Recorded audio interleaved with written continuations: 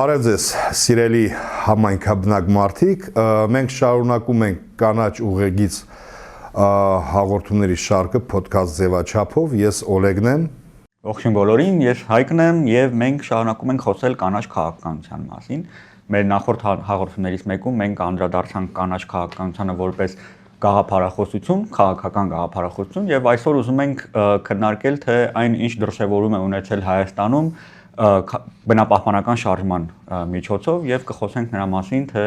ինչ պատմություն ունի բնապահպանական շարժումը Հայաստանում եւ ինչպես է ազդել ընդհանրապես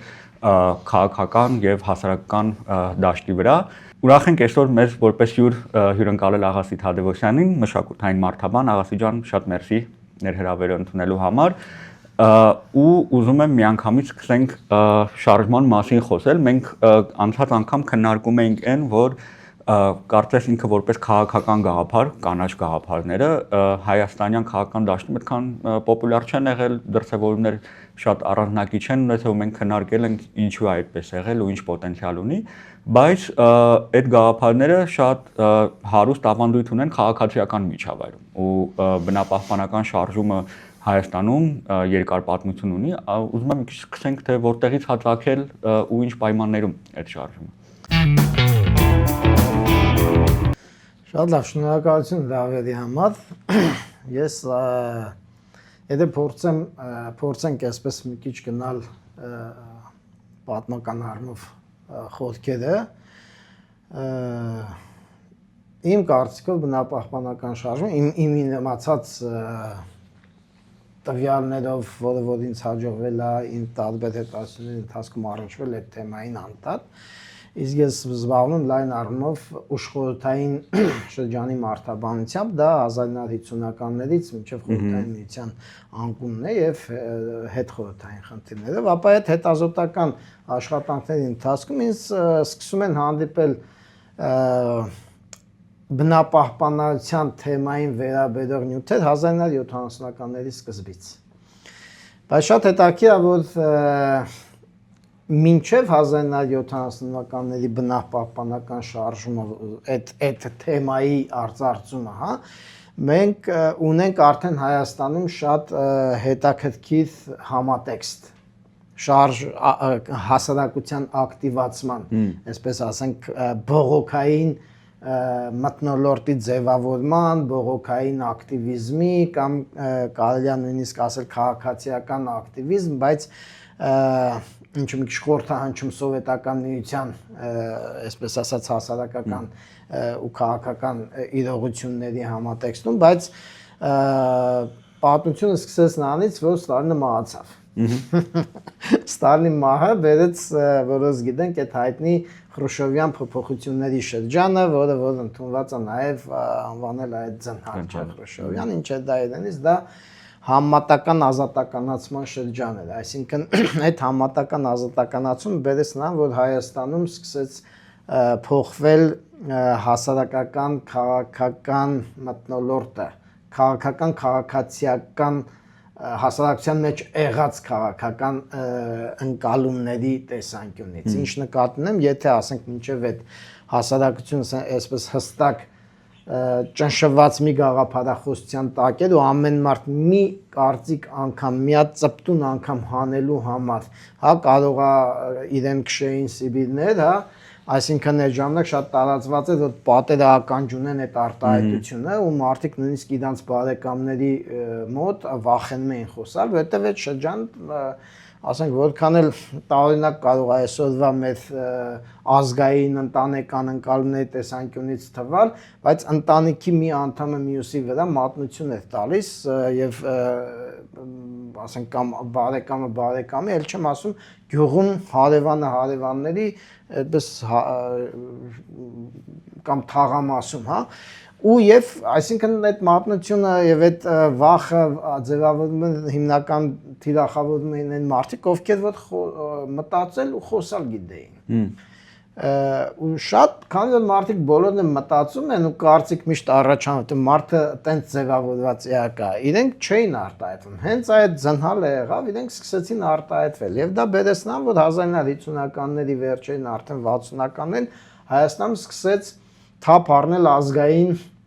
այսպես ասած շարժումը ձևավորվեցին տարբեր խմբակներ, որոնցից բավականին հայտնի է, ասենք, այդ ժողովրդական արտահայտությամբ ասած 7 հայրենասերների միությունը, որը որ բոլորս էլ երևի գիտենք, տեղյակ ենք, ժողովուրդն էլ շատերը գիտեն, որ իրենք արդեն 1960-ականներին ազգային թեմաներով հավաքներ էին անում, եւ այդ ազգային թեմաների մեջ հիմնական երկու նարատիվ են, որ մեկը վերաբերում է ցեղասպանության խնդրին, մյուսը վերաբերում է անկախության խնդրին։ Իհարկե անկախության տակ մարդիկ չէին հասկանում իրանք ինչ պետություն են ուզում ձևավորվեն։ Այդ անկախությունը զուտ սովետից անկախ լինելն էր, թե ինչ բովանդակություն կունենար, այդ հարցերը շատ խիստ հազվադեպ էին քննարկվում։ Ինչեմ ես այս խնդիրը մանրամասնում, որովհետև սա պատճառներից մեկն էր, որ առաջացավ Հայաստանում բնապահպանական շարժումը։ Բայց ու այն ձևավորած կոնտեքստն է, բայց այստեղ ես ուզում եմ մի հատ պաուզա տալ հայաստանյան բաներից, մի հատ էլ գնանք աշխարհ, որովհետև այս process-ի վրա բնապահպանական երկու բան ազդել։ Մեկը այն ինչ տեղի ունենում Հայաստանում այդ քաղաքացիական ակտիվության համատեքստում, դա ազգային նարատիվների աճն էր, եւ այդտեղ շատ կարեւոր էր նաեւ այդ ազգային գոյապահպանության խնդիրը, որ Բարսանում էր կապված նաև ցեղասպանության հետ, որտեղ ցեղասպանությունը մեր գոյապահպանությունն ու գոյատևումը վտանգած բան էր, տրավմա էր։ Այդ ժամանակ զուգահեռ այդ տարիներին ստացվեց այնպես, որ ամբողջ աշխարհը, որը որ գիտենք 50-ականներ, 60-ականները այդ ինդուստրիալիզացման բումն էր, ու նաև ատոմային, այսպես ասած, եւ ռազմական եւ էներգետիկ ոլորտներում այսպես բաների աճի զարգացման եւ էլի դրա շուրջ բում էր տեղի ունենում եւ գիտենք նաեւ այդ փորձարկումները բազմաթիվ դրա արդյունքում տեսակի խնդիրներ էին առաջանում էկոլոգիական եւ մարդկային եւ այդ ժամանակ կապված ինդուստրիալիզացիայի եւ այս ատոմային այսպես ասած էներգետիկայի աճի հետ առաջանում էր Եվրոպայում, Արևմուտքում սկսեց առաջանալ քաղաքացիական լուրջ բողոքներ էկոլոգիական բնույթի։ Այսինքն մարդիկ այնտեղ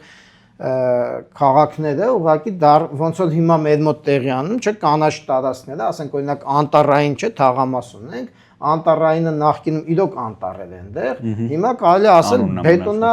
չգիտեմ, այնտեղ արմատուրային թաղամաս, որովհետև ամբողջը բետոն է, հա, շենքեր են, նույնիսկ բանը փողոցներում ծառ չեն տնկում, ծառուղի չկա, այն աշճան են վայրենի ձևով վերացնել։ Հիմա պատկերացրեք, հիմա մեր մոտ կա այդ բողոքը, չէ՞, մենք այսօր Երևանում ես ասենք գնում եմ քաղաքից դուրս գալիս եմ, գլուխս սկսում է ցավալ։ Ինչի, որովհետև օդը շատ վատն է, չես կարում ստեղի օդին ապրես։ Մինչև ադապտացում ես այդ թույնին, հետո ոնց որ օրգանիզմը սովորում է, էլ չի ցավում, հա։ Հիմա ինչ եմ ես ասում, որովհետև այնտեղ առաջացան այդ էկոլոգիական շարժումները եւ այստեղ շատ կարեւոր մի բան տեղի ունեցավ, ՄԱԿ-ը գումարեց, կարծեմ 1970-ականների սկզբին, եթե չեմ սխալվում 72 թվին, մի շատ խոշոր համաժողով, որտեղ առաջին անգամ այդ մասշտաբներով բարձրացվում էր էկոլոգիայի հարցերը, եւ խորհրդային միությունը, քանի որ ինքը ամբողջ աշխարհին ցույց է տալիս, որ ինքը նույնպես, այսպես ասած, պրոգրեսիվ մարդկության առաջ քաշած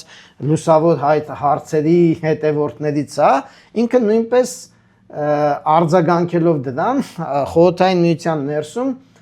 իհարկե պետության կողմից կազմակերպված էկոլոգիական ակտիվիզմ ձևավորվեց։ Դրանք կոչվում էին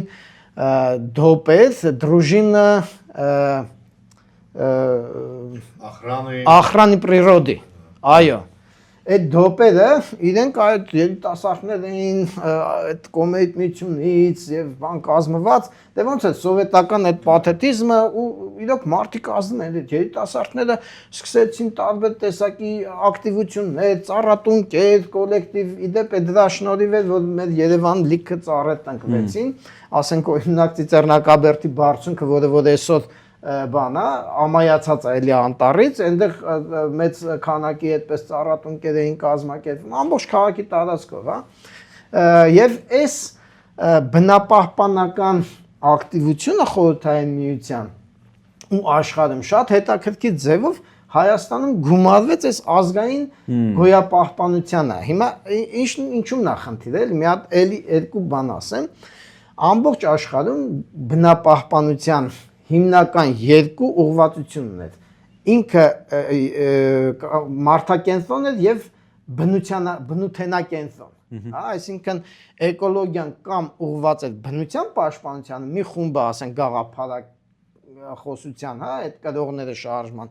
իրան գտնում են, որ պետքա բնությունը պահպանել։ Մյուս խումբը էլի էր գտնում, որ բնությունը կարևոր է, բայց բնությունը կարևորում է մարդկանց առողջության եւ այդպես առողջ ապրելակերպի տեսանկյունից։ Հարցերն թե առանցքում ինչն է դնում, առանցքում մարդուն է դնում, թե բնության։ Ինչ եմ սա ասում, որովհետեւ այս երկու մոտեցումներից ոչ մեկը Հայաստանում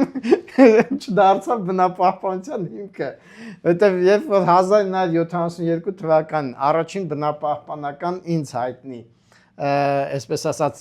բանը, հանրային հարթակում հնչեցված խոսքը, դա ակադեմիկոս Ադաքսիա Բաբայանի հոդվածն էր կոմունիստ թերթում, այն էլ տեսեք կոմունիստ, որ ժամանակին միայն sense ստալինիզմ էր բանում, իսկ արդեն այս ժամանակ կարելի է այդ տիպի հոդված գրել, որը ուղղված էր Նայդիտի խնդրին, բայց Նայդիտը քննարկվում էր որպես ազգապահպանության խնդրեմ, այսինքն մեր մոտ երրորդ ճյուղը դրվեց բնապահպանական շարժման, դա ոչ թե մարդակենտրոնություն էր, ոչ թե բնութենակենտրոնություն էր, այլ ազգակենտրոնություն էր, էթնոցենտրիզմը, որովհետև բնությունը դիտվում էր ոչ թե մարդու առողջության, էլի մարդն էր կարող, բայց դիտվում էր ազգի առողջության, որովհետև երբ որ նայում եք այդ շրջանի նարատիվները, քննարկումները, բարձրացված խոսակցությունները, միշտ Նայդիտի խնդիրը, սկզբից Նայդիտն էր, հետո արդեն 80-ականներին գումարվեց նաև ատոմակայանի խնդիրը, դիտարկվում էր որպես ազգի վերարտադրությանը ներկայացնող խնդրեմ։ Այսինքն օրինակ ես հիշում եմ նաև տարբեր տեսակի քննարկումներ այդ ժամանակ, ինքս ուսանող էի արդեն 80-ականների վերջին ու ինքս որոշ բաների կամ մասնակցում էի կամ լսում էինք այդ մասին, այն ժամանակ նաև 80-ականներին սկսեց սամիզդատ այդ 88 թվին հատկապես Ղարաբաղյան շարժման ժամանակ թերթիկներ էին տպվում, այդ թվում նաև 85 թվին ձևավորված գոյապահպանություն կազմակերպությունը Հայաստանում առաջին այսպես ասած կազմակերպությունը էկոլոգիական ձևավորվեց 85 թվին, ճիշտ է, խոսակցություններ մինչև այդ արդեն սենց հասունացել էին։ Ուզում եմ ասել, որ այդ թեմաներին, երբ որ թեմաների գլխավոր շեշտը դրվում էր քննարկում են, ասենք օրինակ բանը, պտղաբերության անկումը, չբերության։ Հա, եւ կանանց եւ տղամարդկանց մոտ, հատկապես, ասենք ես հիշում եմ, այդպես թվեր էին շրջանառվում Նայդիտի հարող թաղամասերում, որ դա ավելի բարձր էր, հետո նույնը Ալավերդու թեմայով է բան, որտեվ ամենահետաքրքիրը, որ այդ ժամանակ այդքան Վանաձորը շոշափվեց, չնայած Վանաձորում, ասենք այդ քիմզավոդ կոչվածը թույն էր արտանետում որոշակի ժամերի, չնայած Ալավերդու այդ փոքր խողովակն էլ, չէ, էլի բան էր նետում, այնտեղ ժամեր ուներ, ինքը ուղղակի էլի թույն էր արտանետում, ժողովուրդը, ասենք, ուղղակի չէր կարա այնտեղ օդի բանը միանգամից հոտով դու հոտառություն բան էր։ Այո, մինչև հիմա մարդիկ պատմում են, ասում են Ալավերդին, որ լվացք են օրինակ փռում, օրինակ կալգոտկեք, հա։ Դուրս էին գալիս տեսնում, դրանք ծակծկված էին, այսինքն ամբողջ այդ թթվայնությունից նոր մոդա է։ Ծակծկելը չգիտեմ, բայց ես ինչ եմ ես լավ հիշում, ինքս 87 թվին պատմության ֆակուլտետում էի սովորում, մեր ուսանողական պրակտիկան դա հուշարձաններ, այցելություններն էր ու գնացինք Հաղպատ, Սանահին, հետո ես ընկերներ ունեի եւ Վանաձորից եւ Ալավերդուց, մնացի այդ տեղերում եմ։ Ու իմ ընկերոջ տունը, շենքը հենց այդ խիմզավոդի կողքն էր, իր մաման էլ այդտեղ էր աշխատում ու ես ինքս այդ հոտը շնչել եմ, փոխվում էր հոտը, էլի հոտ էր առնում, նույնը ասենք Ալավերդում, դու փոխվում էր ինքդ քո վրա ֆիզիկապես դու զգում էիր։ Ինչի եմ սա ասում, որովհետև այդ ժամանակ եւ Ալավերդում եւ ասենք Երևանում բնապահպանները Ալավերդու Երևան թեմաներն էին այսպես շրջանառում ու խոսքը գնում էր հենց այդ մասին, որ սա ազգի վերարտադրության համար լրջագույն խնդիր է։ Բան կար, հա, նու նարատիվ կամ այդպիսի միտք կար, որ դա արվում է հատուկ, որպեսզի օրինակ հայ ազգը վերացնեն, այսինքն նման սովետական միությունը անում է հատուկ, որպեսզի ազգը վերանա։ Այդ արդեն 80-ականների այն Ղարաբաղյան շարժման շրջանում էր, որ արդեն հույսներս կտրեցինք, որ Լենին պարտիա Գորբաչով Բանաձևի միջոցով հնարավոր է Ղարաբաղի հարցը լուծել ու մենք արդեն սկսեց քննարկվել հակասովետական, ինչև այդ այսպես ասած պրոսովետական էր, բայց բանը, այսպես հակաստալինյան, որ ինքն է ամեն ինչի մեղավոր է եղել, որովհետև երբ առաջացավ այդ ակտիվությունը, եթե օրինակ 60-70-ականների այս խոսակցությունար քննարկումները, դիսկուրսը բնաէկոլոգիական մեր մոտ առաջացավ ձնհալի հետ կապված, ապա 80-ականներին վերակառուցման ու այդ գլասնստի սովետական այսպես ասած, որը ինչ էր, որը թույլ է տալիս մարդկանց թույլատրելի սահմաններում կարծիք արտահայտել։ Հա, կուսակցական այդ բանից կարծիքից մի փոքր տարբերվող։ Եվ այդ ժամանակ նաև հենց այդ թեմաներն էր բացվում, բայց օրինակ իհարկե ամենա բանը ակտիվ շրջանը դա 80-ական թվականներն էր, որտեղ 85 թվին ինքը դարձավ շարժում։ Բնապահպանական շարժում։ Այո, Կարանք մի քիչ այդ մասով բացենք, էլի ինչ ենք ասում, որ շարժում ասելով ինչ ենք հասկանում։ նայեք, եթե օրինակ 60-ականներին Հայաստանը ձևավորվում էին այլախոհական կազմակերպություններ, որոնք բացառապես ազգային թեմատիկա էին շոշափում եւ ասենք բացառապես գենոցիդի, ցեղասպանության ու բանի անկախության թեմաներ էին, ապա այստեղ առաջին անգամ 85 թվականին ձևավորվեց կազմակերպություն, որը այլախոհական էր, էլի, թե ինչ էր այլախոհական, հեսա հետ էլ կասեմ, բայց ինքը ոչ թե խոսում էր առաջին հերթին ցեղասպանության ու բանի անկախության մասին, այլ խոսում էր ազգային առողջապահության եւ էկոլոգիայի մասին։ Իսկ դե շարժումը այնտեղ հիմնական ակտիվ դեմքերը ու հիմնադիրները 4 մարդիկ էին, ովքեր հետագայում էլի այդ ոլորտում շարունակեցին, դա Կարենե Դանիելյանն էր, Կարեն Սիմոնյանը, Խաչիկ Ստամբոլցյանը եւ Հակոբ Սանասարյանը, այո, Հակոբ Սանասարյանը, որը տեսեք 85 թվին, երբ որ հենց Հակոբ Սանասարյանը 98 թվին արդեն գոյապահպանությունը, տեսեք թեման փոխվեց, եթե միացնես թռիչք անենք հետ անկախական շրջանի, ինքը արդեն կանաչների միություն էր, միջազգայնացվեց, բայց այդ մասին մի քիչ հետո երևի կխոսենք, գալով 80-ականների արդեն խնդրին, 80-ականները վերակառուցումը բերեցնան, որ տեսեք կազմակերպություն ձևավորվեց։ Եթե մինչև այդ կազմակերպությունները միայն ազգային էին, այս ժամանակ դարձավ ազգային բնապահպանական։ Եվ շատ հետաքրքիր է, որ արդեն 87-ին այդ շարժումը ինքը աճ ունեցավ։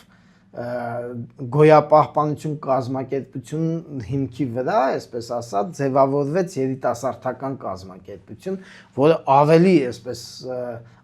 ագրեսիվ անուն դրեց իրեն գոյապայքար։ Տեսեք, եթե այն առաջինը պահպանությունը հանգիստ բանա, չէ՞, մենք էսի պայքար անուններ արդեն ու այդ անունը իրեն ուշացնել չտվեց, որովհետև արդեն գոյապայքար անունը տարավ պայքարի։ Եվ շատ հետաքրքիր է, որ մենք գիտենք, որ Ղարաբաղյան շարժումն է առաջին այդպես շարժում է եղել, ակտիվությունը սովետի դեմ դուրս գալու, բայց իրականում առաջինը սովետի դեմ դուրս են եկել հենց բնապահպանները, ասենք 87 թվականի սեպտեմբերին իրանք արելցին առաջին ժողովը ու հետո ժողովը վերածվեց փոքր հանրահավաքի Նայդիտի մշակույթի տանը, եթե չեմ սխալվում, մոտ 2-300 մարդ այնտեղ հավաքվել ու հետո նաև դրան հաջորդեց ստորագրահավաք։ Մի բան, որ Սովետում այտենց բան չկար, այսինքն ու իրենք ըստ տարբեր հիշողությունների ու վկայությունների մինչև 3000 ստորագրություն են հավաքել։ Իսկ դա գիտեք Սովետի ժամանակ այդպես բաներ անելը դա շատ ռիսկային ու վտանգավոր բան էր, այսինքն Սովետը խաղ չէր անում մարդկանց հետ, հա, տանում նստացնում էր, հետո մի հատ թեթև խոսքի համար մարդուն հասնում էր հակասովետական ռոպագանդա է դա կոչվում 3-ից մինչև 10-15 տարի կարող է տարբեր բաներով ասենք մեր այդ ազգային կազմակերպությունների անդամներին անդադ նստացնում էին, բանտերում էին այդ խեղճ մարդը, չէ՞, անցկացնում, նաև իրանցից շատերը կան, ասենք օրինակ շատերը չէ, բայց որոշները այսօր էլի ակտիվ բանի մեջ են, ասենք Ազատ Արշակյանը, Վարդան Հարությունյան, որոնք նաև հուշեր են գրում, գրքեր են գրում այդ թեմաներով, եւ այս առումով իրենք նաև 87 թվին մի քանի ակտիվություն այցում շատ հետաքրքիր է որ ակտիվությունները շարունակվեցին 88 թվին եւ ժամանակագրորեն համընկան իրար հետ Ղարաբաղյան այդ թեմայով Արցախում տեղի ունեցող այդ ակտիվությունները Արցախում ձևավորվել էր իրենց Ղարաբաղ կոմիտեն մինչև մեդը ձևավորել կրոնկ էր կոչվում Եվ փետրվարի 16-ին տեղի ունենում բնապահպանական հավաք Երևանում հաջորդ օրը բնապահպանական հավաքը տեղի ունենում Աբովյան քաղաքում։ Այստեղ խնդիրները նաև ասեմ հետաքրքիր մի բան կա որ Նայդիտից բացի Եթե չեմ սխալվում 87 թվի հավաքների ժամանակ այդ հարցը բարձրացվել եւ կանխվել է ըստ իմ լսածի ես ասենք այդ դա մասին արխիվները չեմ նայել փաստաթուղթ չգիտեմ կա թե չէ ատոմային վառելիքի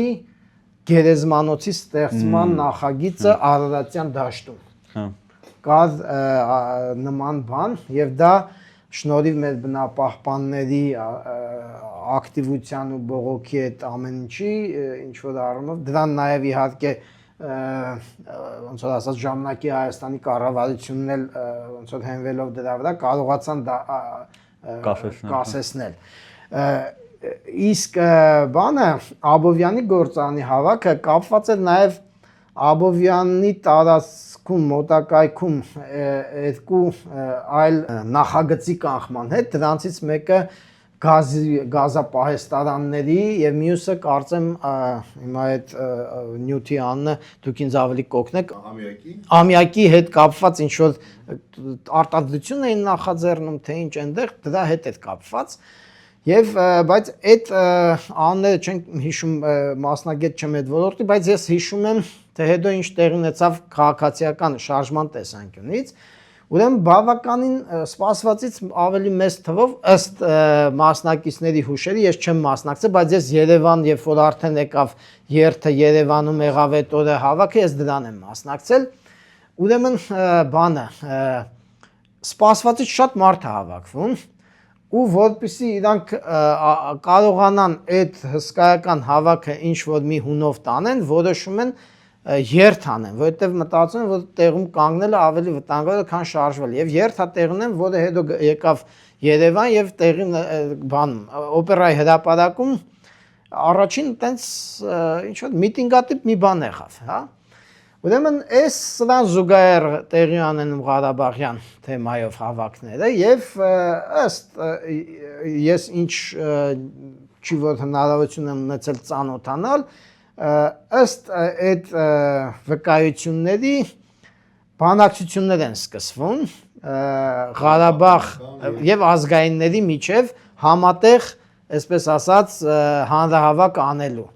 Եվ քննարկումներից հետո վերջը որոշում են բնապահպանները, որ համաձայնվեն, որովհետև իրանք ավելի շատ թվով մարդ էին հավաքում այդ ժամանակ։ Չնայած էլի եմ ասում, բնապահպանական հավաքը էլի ազգային նարատիվի տակ է գնում, ազգապահպանության, ազգի առողջության պահպանման, ազգի վերարտադրության ապագայի այս խնդիրների տեսանկյունից է գնում։ Այնպես որ հետագայում, ասենք եթե մի քիչ կոպիտ ասենք, Ղարաբաղյան շարժումը Հայաստանում թափ առնելը ինչ որտեղ կարող է եւ այդ աստիճանի բան չունենալ, եթե հենման այդ կետը չունենա, հա։ Վերել, այսինքն այդ ամբողջ ցիկլի մեջ հիշենք, որ Ալավերդիում եւ բնապահպանական շարժում էր եւ գործադուլներ էր գնում եւ մարդիկ, հա, եւ դա բնապահպանական շարժում էր, այսինքն այդ զանգվածները մարդկանց որ հավաքվում էին եւ դա մի քանի օրում կամ միգուցե մի ամսվա երկու ամսվա մեջ ինքը դարձավ նաեւ ոնց որ Ղարաբաղյան շարժում, այսինքն այդ կորիզից ձևավորվեց հենց Ալավերդու օրինակ Ղարաբաղ կոմիտե, այսինքն լրիվ բնապահպանական շարժումից ինքը ձևավորվեց որպես Ղարաբաղ կոմիտե կամ ազգային շարժում։ Ինձ թվում է տենց այդպես եղել է նաև մյուս համայնքներում ևս։ Նու Ալավերդին ինքը ես էլի եմ ասում, ինքը շատ այդ շրջանում հենց բնապահպանական խնդրի վրա ակտիվացած քաղաք էր եւ հնարավոր է որ հենց այնտեղ այո Ղարաբաղյան շարժումը եւ կորիզը հենց դրա վրա հենվեց, բայց Հայաստանի մասշտաբով իրանք կարծեք թե sense համընկավ իրար հետ զուգահեռ բաներ էին, որովհետեւ 85 թվից բնապահպանները մեր մոտ արդեն ակտիվություններ էին ցուցաբերում տարբեր տեսակի ժողովներ, միտինգներ, երթեր եւ ասենք դա արդեն բերեց դրան, բայց շատ հետաքրքիր է որ բնապահպանական շարժումը եւ որ Ղարաբաղյան շարժումը իհարկե Ղարաբաղյան նարատիվը հետո շատ հզոր էր եւ նաեւ Արցախում էր տեղ ունենում զուգահեռ այդ process-ները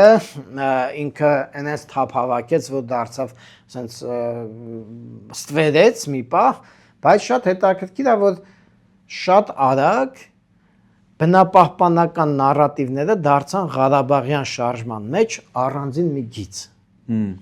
Եվ նաև լեզվապահպանական, ասենք այն ժամանակ Մաշտոց միությունը կար եւ գոյապայքարը, որոնք որ արդեն իրանց գիծը սկսեցին տանել ու Ղարաբաղյան շարժման կոնտեքստում էր, որ նորից բարձրացվեց նայիրի փակելու եւ ատոմակայանը փակելու հարցերը եւ սկսվեցին նայիրի մոտի այդ պիկետները, որտեղ որ ասենք ցուցարարները գնում էին եւ պարզապես այնտեղ փակում էին իրենց մարմնով փակում էին այդ բանը մուտքը եւ հետո գնում էին օկնական այսպես ասած միտինգից երթեր էին տեղի ունենում մեծ թվով մարդիկ էին գնում եւ այդ ժամանակ նաեւ 88 թվի մայիսին էր կարծեմ Երբ որ տեղի ունեցավ ուսանողական մեծ նստածույցը, նաև այդ ժամանակ Խաչիկ Ստամբոլցյանը արեց հացադուլը։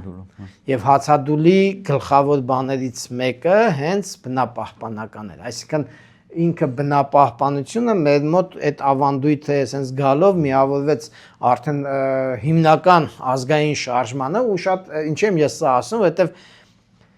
ազգային հիմքի վրա բնապահպանական այս թեման ինքը մնաց միշտ մեր մոտ բան ոնց որ գերակայողը ու միահյուսված sense սկսեց շարունակել ու վերջին հաշվով ինքը հասավ իր նպատակին միտինգների ժամանակ երբ որ այսինքն փակման այդ երկու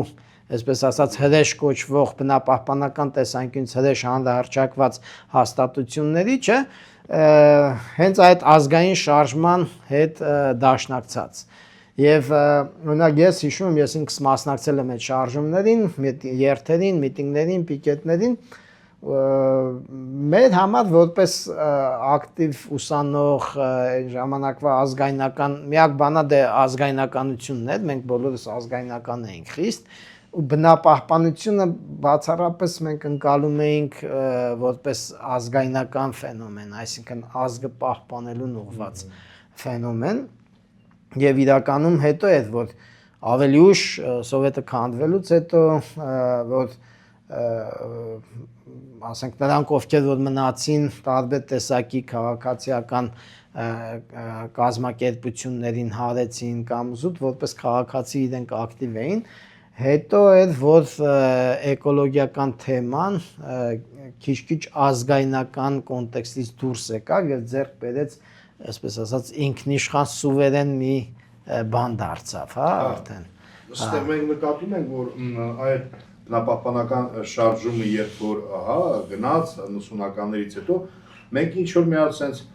նկատում ենք, որ ամեն դեպքում բնապահպանական շարժումը ինքը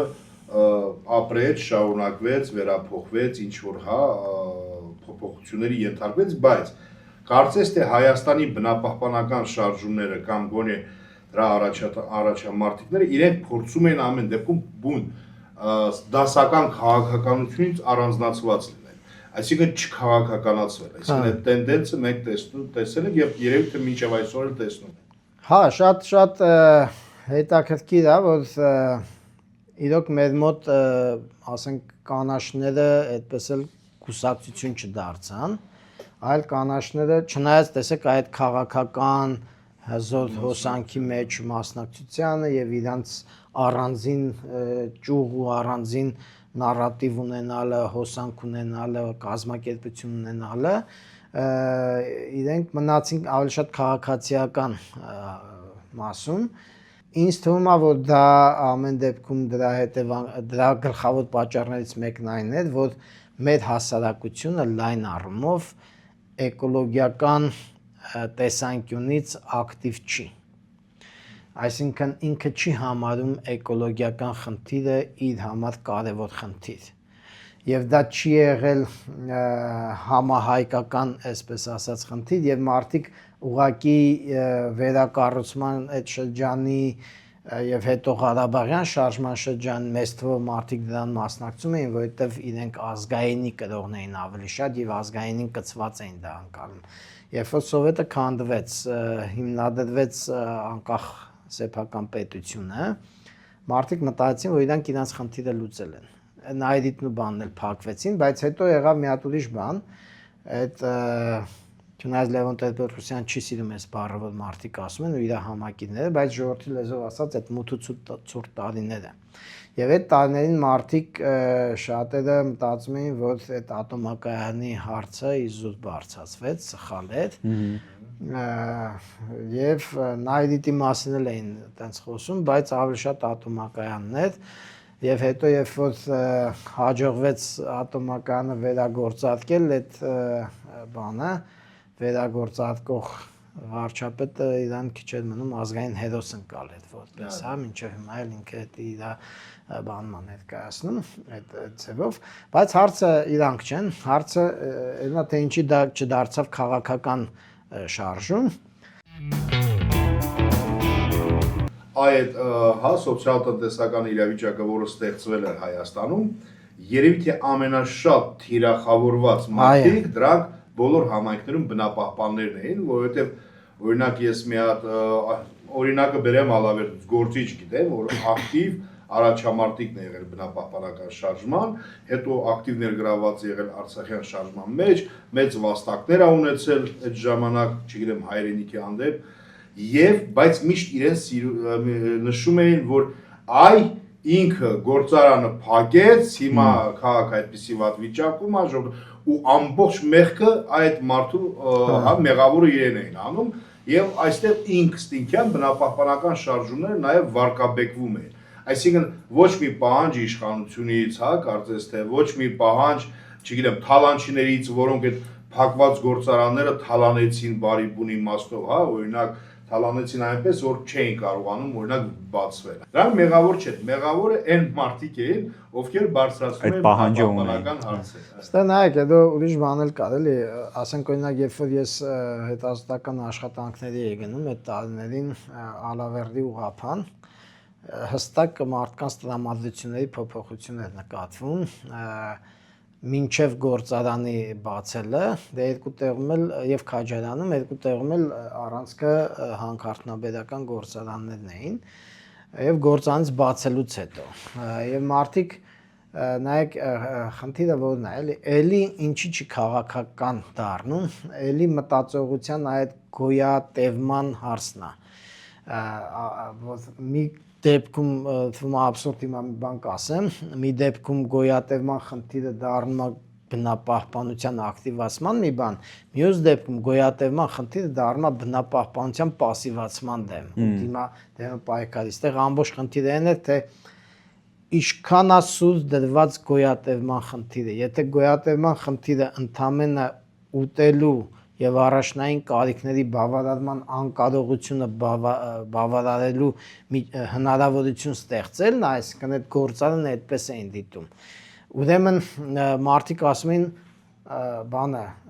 եթե բնությունը մաքուր եղավ, մենք առողջ եղանք, բայց սովից մեռանք, ում է պետք։ Մենք պետք է գոնե սովից չմեռնենք, հա, մի բան լինի ուտելու, գնանք աշխատենք,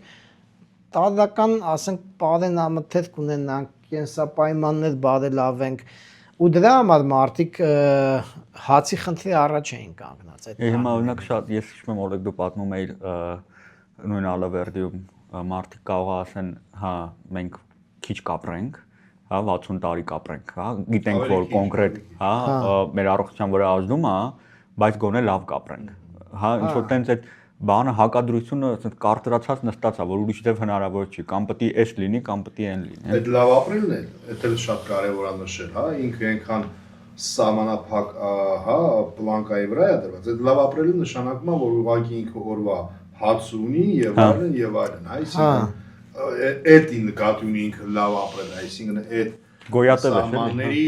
մասով, էլի այդ։ Ու հետաքրքիր է, որ այդ շրջանում, երբ որ դուք նայում եք, ասենք, այդ 90-ականների, 2000-ականների այդ ընտրությունների, ընտրապայքարների այդ տարածքներում հիմնական բաներից մեկը միավոր բերող չէ, ասենք, կետերից մեկը դա այդ գործարանների անընդհատ աշխատանքը ապահովելը կամ վերաբացելը, եւ եթե ինքը փակ է ծավալների մեծացման խոստումներն էին, հա, ու այսինքն էկոլոգիան ըստ էության քաղաքականացում է բացասական նշանի տակ, հա, այսինքն այդ ոչ էկոլոգիական արդյունաբերության ճյուղերը բացելու նշանի տակ, ուստեղ այդ քաղաքական ուժերը եւ իրանց հետևում կանգնած տնտեսական ուժերը իրենք բևեռացնում էին հասարակությանը եւ հասարակության այն հատվածը, որ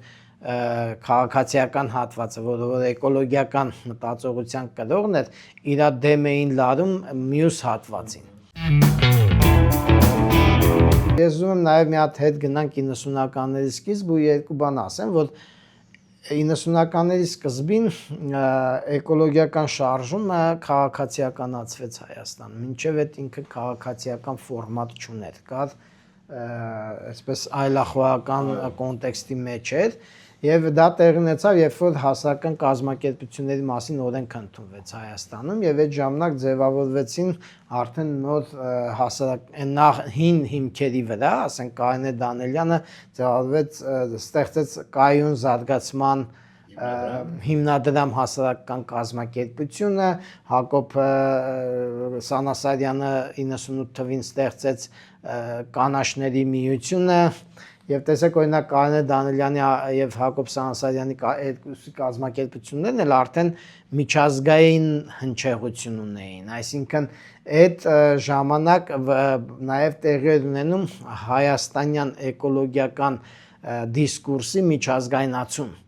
Կայուն զարգացումը դա միջազգային ՄԱԿ-ի ընդունած, գիտենք բոլորս էլ այդ բանն է, չէ՞։ Սկզբունքներն են 92 թվականին ՄԱԿ-ի այդ համաժողովում ընդունված այդ բանն էր, որով որ փոխվում էր ընդհանրապես աշխարհում էկոլոգիական, ոչ միայն էկոլոգիական, այլ տնտեսական զարգացման կոնցեպտն էր փոխվում, հա, այսինքն եթե մինչև այդ տնտեսական զարգացումն էր, այսինքն ամեն ինչը ստորադասում է տնտեսության զարգացմանը, այդ թվում նաև բնապահպանական խնդիրները եւ բնապահպանության մակրությունն ու կարեւորությունը, ապա 92 թվականին ամբողջ աշխարհը փոխեց իր մոտեցումը տնտեսական զարգացմանը եւ զարգացում բառը վերանվանեց կայուն զարգացում, որի մեջ մտնում էր արդեն առաջին հերթին առաջի պլան բերվեց բնությունը եւ էկոլոգիան, որ ասենք տնտեսությունը եթե հակասում է բնության խնդիրներին, ուրեմն ինքը պետքա ստորադասվի բնապահպանական խնդիրներին։ Ինչի, որովհետեւ իրենք հասել էին, այսպես ասած,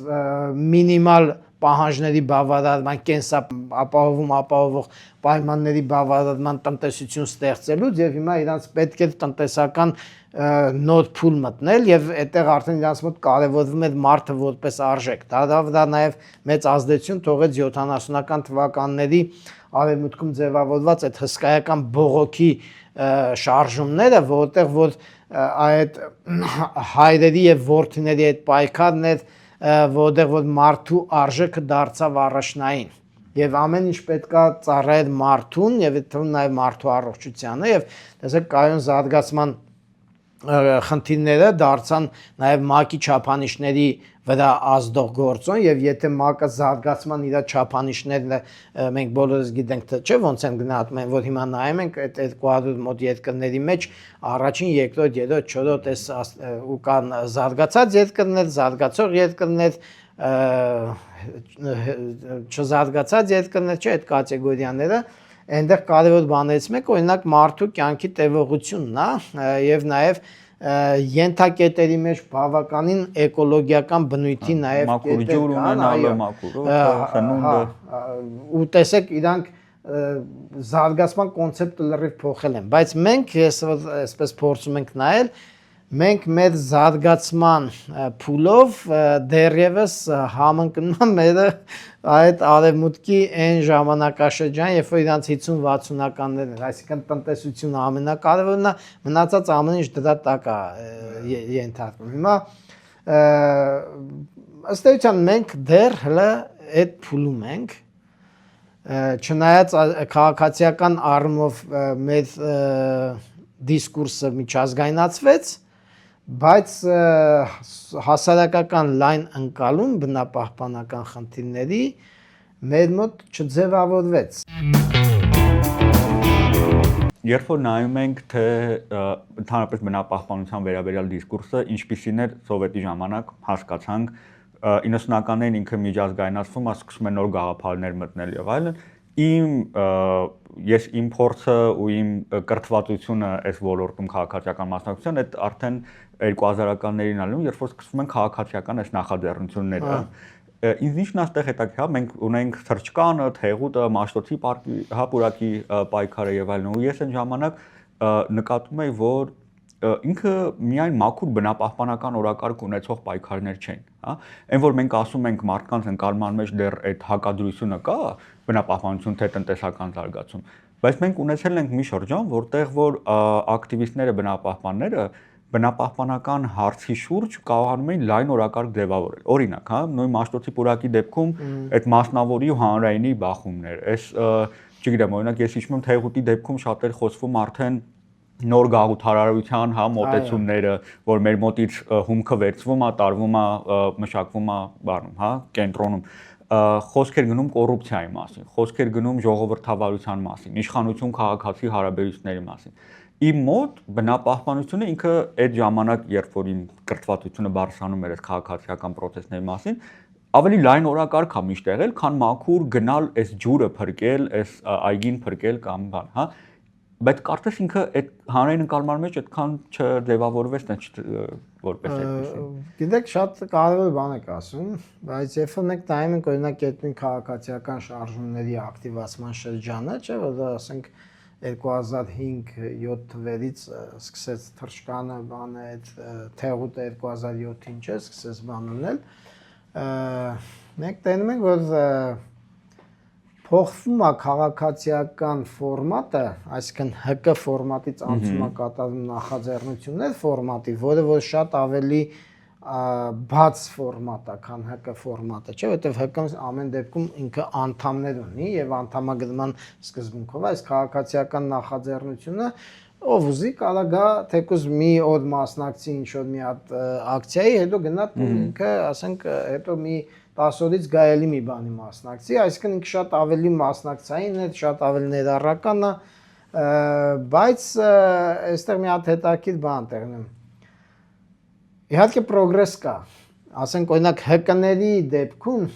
իրենք հասարակություն չէր էլ ճանաչում։ Ու իրանք միշտ այսպես ասած ոնց որ բանը անտեսված էին, իրանք մի տեսակ գործ էին անպայքարում, բայց այդ մի քանի մարդով, հա, նախաձեռնությունների տարբերություն իրանցից նայում էր, որ իրանք ավելի շատ մարդիկ ուղղակի sense կողքից ոնց որ երկրպագուները, չէ՞, ֆուտբոլի ժամանակ ոնց է, որ 11 հոգի խաղում է, մի ստադիոն երկրպագում է։ Այդ ձև օրինակ այդ շարժումներն են։ Ես ինքս շատ այդ շրջանը ուսումնասիրել եմ ու նյութերը ունեմ, նաև շատ հարցազրույցներ բաներ եմ անցկացնել։ Ասենք օրինակ մարդիկ ասում էին, այ ապրեն էս ջահելները, շատ կարևոր բան են անում, բայց իրանք չեն գնում մասնակցություն։ Որովհետև իրանք էդի էլի մեկա չէին համարում իրանց համար, իրանց կյանքի համար կարևոր բան։ Այնքան կարևոր, որ իրանց բանը գործը թողեն, գնան, ասենց ասած մասնակցեն այդ ամեն ինչին, բայց իրանք այդ ժամանակ շատ դրական էին արտահայտվում այդ մարդկանց հասցեին, ջահելների հասցեին, հա։ Այսինքն ինքը չդարձավ Ղարաբաղյան շարժում, երբ որ բացի Ղարաբաղ կոմիտեին չէին ասում, չէ՞, մարդիկ, այ ապրի Ղարաբաղ, գնում էին մասնակցում էին այդ միտինգներին։ Այս դեպքում իրանք այդ ապրի ասելով բավարարվում էին ու ասենք շատ քիչ մարդիկ էին, որ օրինակ այդ նույն Մաշտոցի պուրակում, երբ որ գումարվում էր այդ ամեն երեկո բանը, իրանք հավաքվում էին, չէ՞, քննարկում, բաց քննարկումներ էին, որ շատ քիչ մարդիկ էին, որ հասարակությունից գալիս մասնակցում էին այդ երեկոյան նույնիսկ քննարկումներին, իսկ չեմ ասում, որ այնտեղ ոստիկանության հետ այդ բախումները, պայքարը եւ այլ մարդիկ չկային էլ։ Բայց հետաքրքիր է, որ երբ որ խնդիրը եկավ շատ մոտեցավ իրենց նյութական առումով Երևանի ուղևորների թանկացման, չէ, այդ շարժումը, տեսեք ամբողջ քաղաքը ոտքի կանգնեց։ Չարբախում, Բանգլադեշում, բանում, կանգառներում այդ ապակենտրոնացված էլի։ երիտասարդները հավաքվում էին կանգառներում, այնտեղ ասում էին ուղևորներ մի վճարեք, բան, վարորդները քիչ-քիչ արդեն փոխվում էին եւ այլ, էլի։ Ուզում եմ մի քիչ ասենց եզրակացություն կիսամփոփիչ բան ասեմ, այսինքն մենք անցել ենք փուլ, հա, անցել ենք հետեւյալ փուլերը, այսինքն այդ խոսել բնության մասին, հա, մարդու առողջության համար, ազգի պահպանության տեսանկյունից, հա, հետո գնացել ենք, հա, որոշակի դարձ քաղաքացիական հասարակություն, որը համաշխարհային սենց բնապահպանության ինչ որ մաս է կազմել, հետո նախաձեռնություններ մարդիկ, ովքեր նաև այդ հա գաղափարախոսության ներքո կրթվել են, եւ այդ բոլոր ժամանակները չի եղել, այսինքն այդ քաղաքական ու հա մասնակցությունը կանաչ շարժումների եւ հիմա մենք ականատեսնենք, տեսնում ենք հետեւյալը, հա, այսինքն այդ նախաձեռնությունները իրենք եւս կարծես թե քչացել են, գնացել են, չկան, բայց տեսնում ենք շարժումներ տարբեր համայնքներում եւ երբ որ դուք նշեցիք, այ որ 100 դրամը մարդիկ տարբեր տեղ դուրս էին գալիս։ Այսինքն մենք տեսնում ենք, որ մի գյուղում, որտեղ կա ինչ որ սպառնալիք եւ այդ գյուղում, չգիտեմ, կամ գյուղատնտեսներ, ֆերմերներ, որոնք որ հա իրենց տնտեսությունը, իրենց բարեկեցությունը դրանից է կախված, իրենք դառնում են շարժման, ասենց ասած ջատագովները կամ դրոշակակիրները եւ պայքարում են իրենց բնության համար։ Պայքարի ընթացքում, երբ որ պայքարում են, որպեսզի իրենց հողը, սարը, ջուրը պաշտպանեն, իրենք խորանում են նաև սկսում են ուսումնասիրել բնապահպանական հարցեր եւ դառնում են բնապահպաններ, էլի, այսինքն օրինակ ես շատ լավ օրինակ ունեմ ֆերմերի, ասենք օրինակ Ջերմուկում Եղեգնաձորում մի քաղաքացի կա, հիմա չտան ֆերմեր է, ինքը այդքան է իր տնտեսության համար տարբեր տեղեր պայքարել, հա, որ ինքը խորացել է, ուսումնասիրել է եւ ինքը ցանկացած բնապահպանի հետ կարա բանավիճի, այսինքն կրթվել է, հա, եւ մենք տեսնում ենք, որ այս հիմա բնապահպանական շարժումները իջել են համայնքները եւ մարդիկ իրենց համայնքները փորձում են պաշտպանել եւ տնտեսական բաղադրիչի վրա, այսինքն, հա, իրենց բարեկեցության, էլի կենտրոնում մարդն է, նրա բարեկեցությունը, առողջությունը, այսինքն մենք դերևս մնում ենք այդ ուղեգծի մեջ, ազգային այստեղ թուլացել է, ազգային մասը թուլացել է, եկել է կանգնել, հա, անձնական բարեկեցության, մարդու առողջության եւ տնտեսական բանի վրա, մոտավորապես այս վիճակում ենք։ Հիմա ըստ էության նայեք, շատ հետաքրքիր բան է նաև տեղի ունենում Երևանում այդ առումով, շարունակելով այդ նկատառումը իմ ծանոթների շրջապատում ես նկատում եմ Երևանից դուրս հոսք այսինքն մարդը տունը կամ վարձով է տալիս այստեղ կամ վաճառում գումար ունենա ու Երևանի մոտ մի տեղ է գնում կամ ինքը վարձով տալիս է գնում է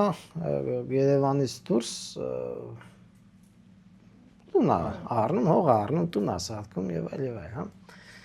պատճառը էկոլոգիականն է այսինքն այդ օդը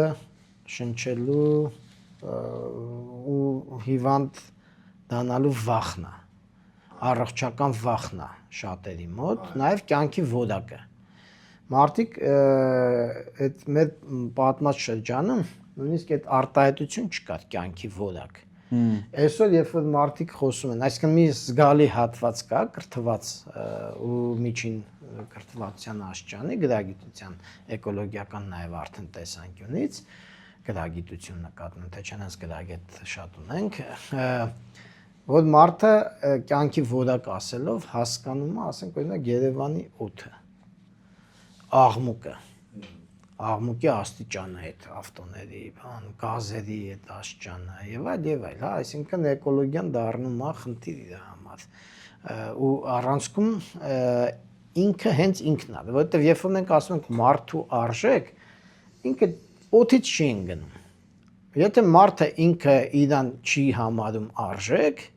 իսկ մեր մոտ ասենք օրինակ թվում է թե բոլորը իրանք համարում են արժեք բայց այդ չի բարձացված ձևակերպման մակարդակ հասկանում եք որտեվ ասենք երբ որ դու այդ ձևակերպման մակարդակ չես բարձրացնում դու ինքդ քո համար իհարկե քո կյանքը ամենաառաջնային արժեքն է քո հարազատի բայց դու այդ կյանքի որակի բաղադրիչները չես սահմանում հասկանում որոնք են ու դու ասենք մաքուր օդը չես համարում քո համար կարևոր մի բան ու քո երեխու համար կարևոր մի բան այդ ձեր ասացի պես դուք եք ասում չէ հայք որ բանը մարդիկ ասում են դե ես 60 տարի թող ապրեմ բայց լավ ապրեմ բայց լավ ապրելու տեսակ ինքը չի հասկանում առողջ ապրելը մաքուր օդ շնչելը իր երեխան առ ինքը հասկանում է լավ ջուր խմելը ինքը հասկանում է լավ սնվելով ապրելը ու լավ նյութական պայմաններով ինչ որ բնակարան կամ ասենք ինչ որ բան ունենալը, հա, էսա։ Լավ մեքենա ունենալը, էսա առայժմ։ Այսինքն մենք խնդիր ունենք այս պահին նկատում ենք, կարելի ասել գիտակցության տրանսֆորմացիա, հասարակության ոչ մեծ, բայց ինչ որ մի հատվածում, որը նախադեպ չի ունեցել Հայաստանում, աննախադեպ մի բան է։ Ես ուզում եմ մի ապացույց ասեմ, որ սեպտեմբերի 25-ին, սեպտեմբերի 25-ին ապարանի շողակն եւ երնջատա բնակավայրերում նախատեսված են հանրային լսումներ, որտեղ այդ տարածքներում ուզում են ցեմենտի գործարան կառուցել եւ ի ապացույց ձեր խոսքերի ուզում ասեմ ես Երևանի ճանաչում եմ մարդ ով պապական գյուղն է այնտեղ եւ ինքը մտադրություն ունի այնտեղ զարգացնել զբոսաշրջություն եւ այլ եւ ինքը այդ օրը գնացել է այնտեղ եւ փորձում էր պայքարել եւ մարդկանց բացատրել թե որքան կարեւոր է որպեսզի տարածքը մաքուր մնա ինքը ծնվել եւ մեծացել է Երևանում այսինքն այդ շատ ձերի բանել ձեզ ասենք օրինակ վերջերս մի հատ տենց բանի ականատես եղա մի խմբով քաղաքից դուրս մի գործով դուրս էինք եկել աշխատանքային իսա հետազոտական sense ասած ու գտնվում էինք Վայոց ձորում Սարային Սարեթ հենց մի տարածք էր բայց բնակավայրին մոտ մենք բարձանում ենք մեկ էլ մեր մեջից տեսա մի քանի ջահել շատ ջահել ասենք 17-18 տարեկան երեխեք հետ ընկան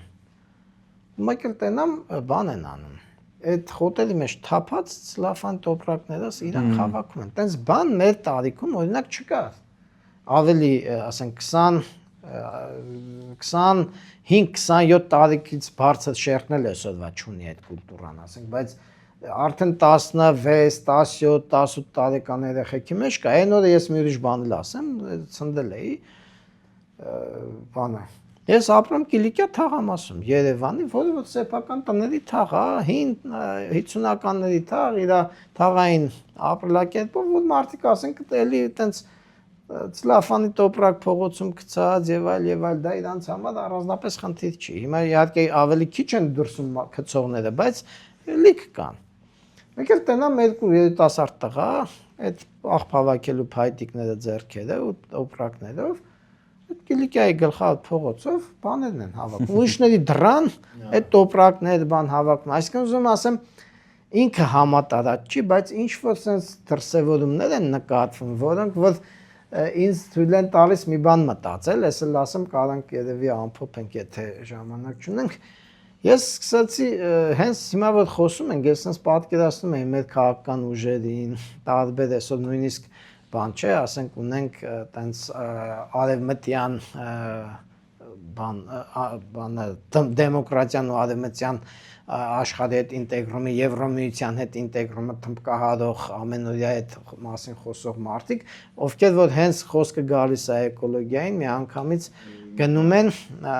50-60-ական թվականների նարատիվների գիտկն են գնում, այսինքն տնտեսությունը ամենակարևորն է, մնացածը դրանից հետո, հա։ Ես սկսեցի հակված եմ մտածելու, որ այսօրվա մեր քաղաքական ուժերը իրանք շատ ավելի հետ են մնացել, քան այսօրվա մեր հասարակության աճն է։ Ու չի բացառում, որ ասենք օրինակ հայտնվեն քաղաքական ուժեր, ովքեր որ հասկանան, որ էկոլոգիական թեմայի շոշափումը կարող է որոշ հատվածի մեջ իր նկատմամբ առաջացնի համակրանք քաղաքական ու նաև էկոլոգիական թեման դառնա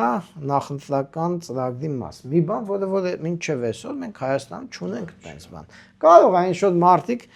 այն որ ծրագիր են պատվիրում, այդ պատվիրողը ստանդարտ ինքն էլ առանձնապես չնայելով դնում է ինչ-որ միջազգային բաներից արտագրում են, չէ՞, շատ դեպքերում այտենց քաղաքական ուժերի զգալի մասը վախենում են որ բնապահպանական հարցեր կգրեն եւ դրանով ձայներ կկորցնեն։ Ուղղակի դա խոսում է նրա մասին, որ մեր քաղաքական ուժերը իրականում իրենք լրիվ կապը ժողովրդի եւ համայնքների հետ կորցրել են, չգիտեն, էլի ոնց է այնտեղ։ Ես կուզենամ էլի այդ պահը ընդգծեմ, մենք կարիք ունենք ցույց տալու, որ բնապահպանական օրակարգը բավականին լայն է, որովհետեւ ես այս վերջերս բան էին, ասենք Նուբարաշյանի աղբավայրի հետ կապված մի հատ տենց ուսումնասիրություն է անում, ինքը